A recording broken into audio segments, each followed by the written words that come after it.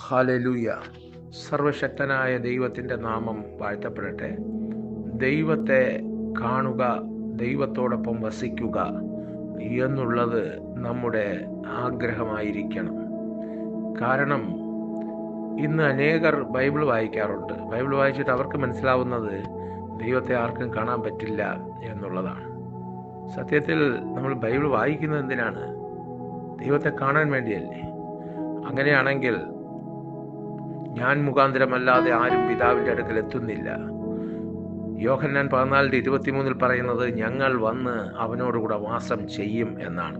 ഹൃദയശുദ്ധിയുള്ളവർ ഭാഗ്യവാന്മാർ, അവർ ദൈവത്തെ കാണുമെന്ന് മത്തായി 5:8 പറയുന്നു. അവൻ്റെ ദാസന്മാർ അവനെ കാണും എന്നാണ് തിരുവചനം പറയുന്നത്.